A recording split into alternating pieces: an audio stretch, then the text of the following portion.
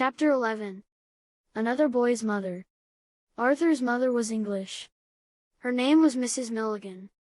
She was a widow, and Arthur was her only son. At least, it was supposed that he was her only son living, for she had lost an elder child under mysterious conditions.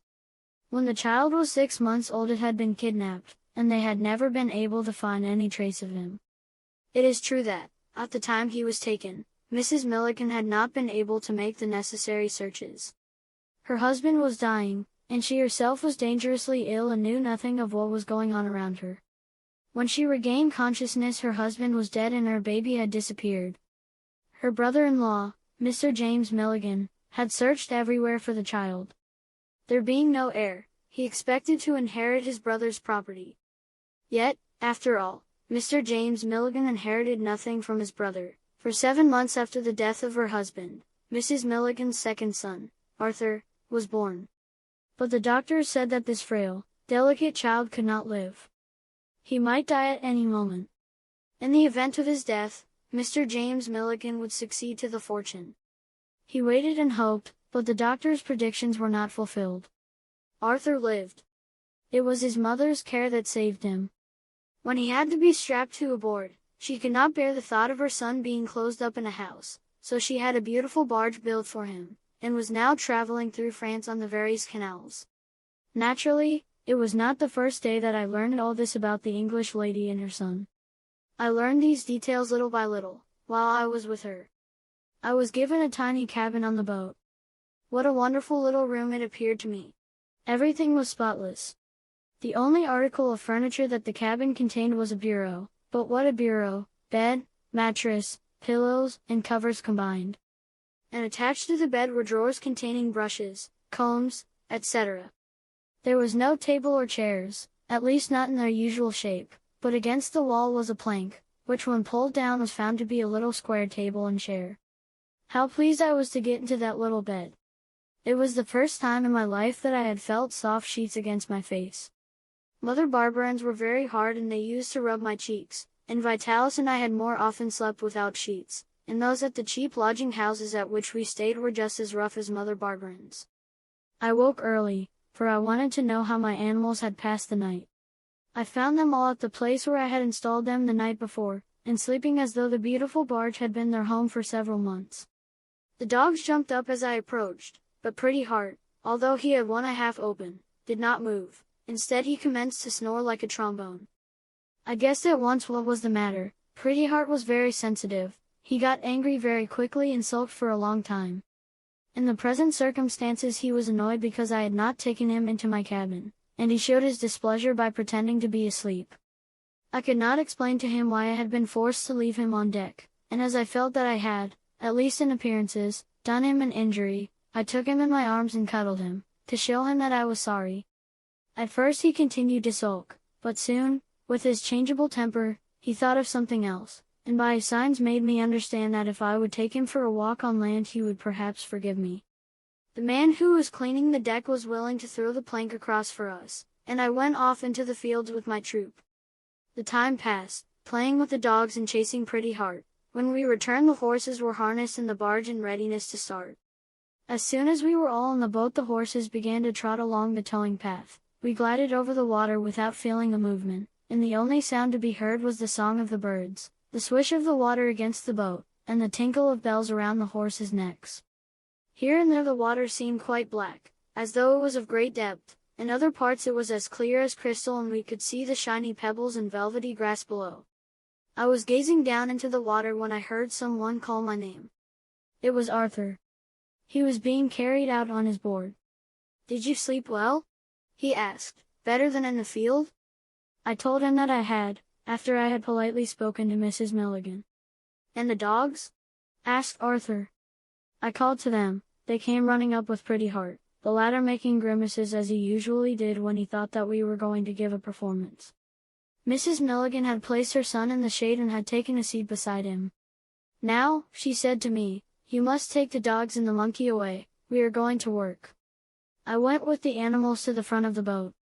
What work could that poor little boy do? I looked around and saw that his mother was making him repeat a lesson from a book she held in her hand. He seemed to be having great difficulty in mastering it, but his mother was very patient. "No," she said at last, "Arthur, you don't know it, at all." "I can't, Mama, I just can't," he said, plaintively. "I'm sick." "Your head is not sick. I can't allow you to grow up in utter ignorance because you're an invalid, Arthur." That seemed very severe to me, yet she spoke in a sweet, kind way. "Why do you make me so unhappy? You know how I feel when you won't learn." "I cannot, Mama, I cannot."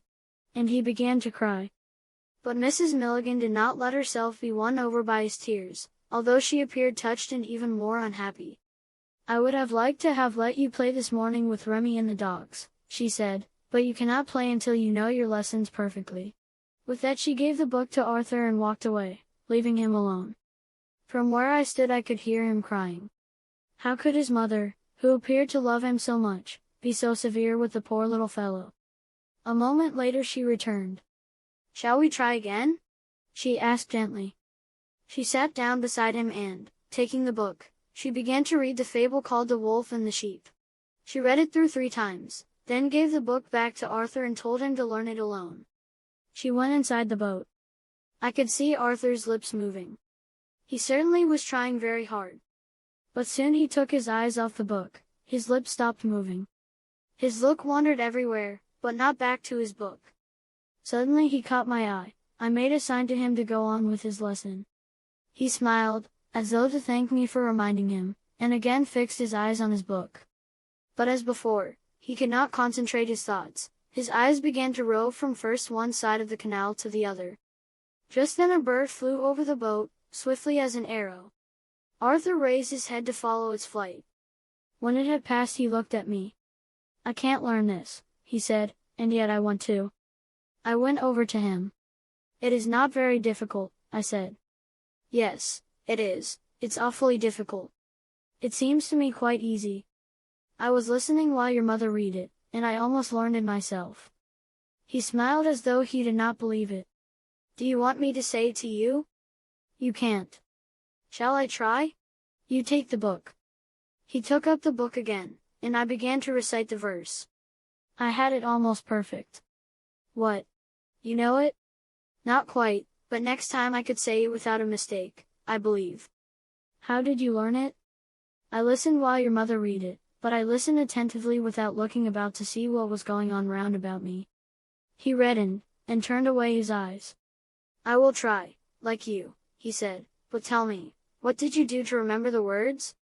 I did not quite know how to explain, but I tried my best. "What is the fable about?"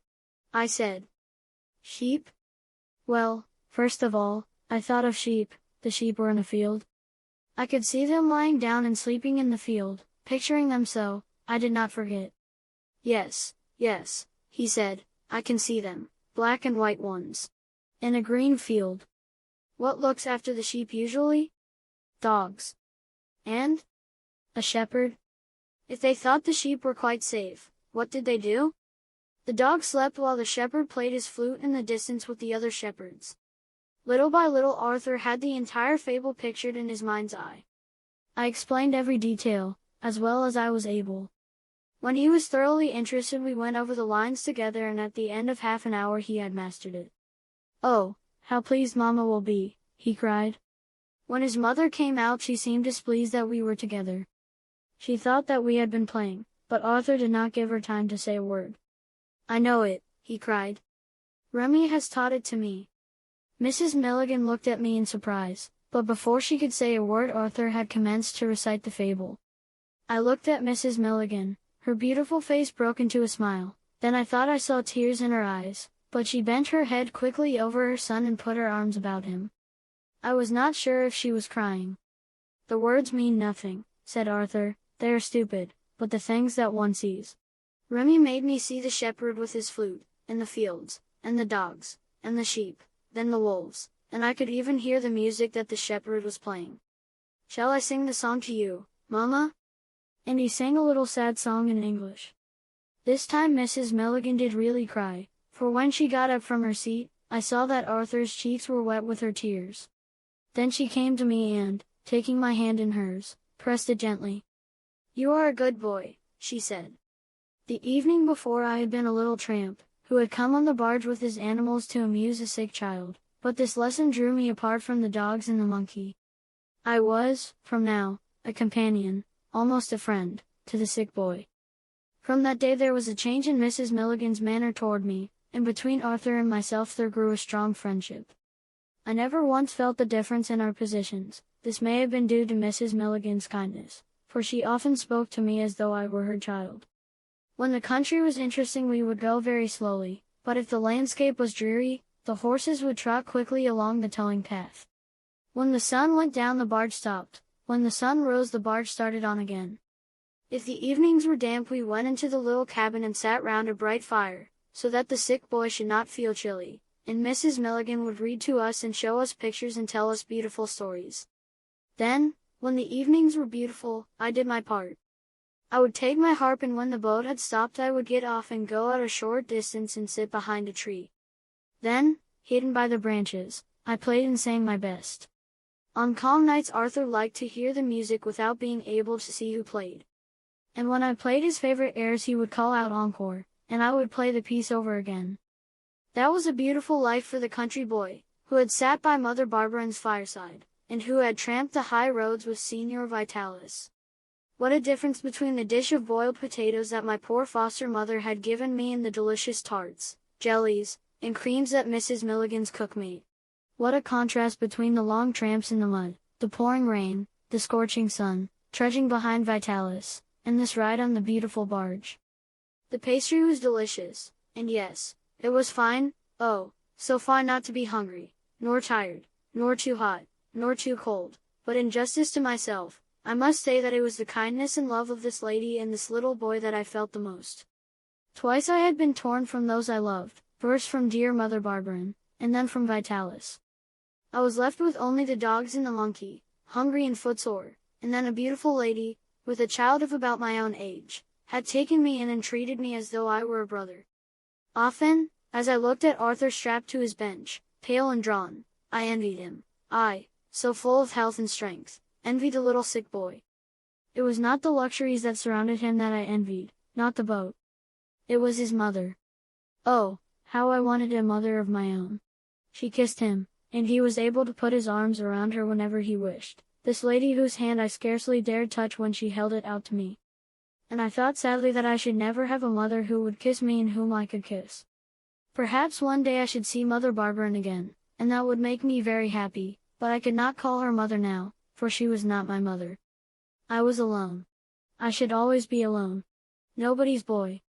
I was old enough to know that one should not expect to have too much from this world, and I thought that, as I had no family, no father or mother, I should be thankful that I had friends. And I was happy, so happy on that barge. But, alas, it was not to last long. The day was drawing near for me to take up my old life again.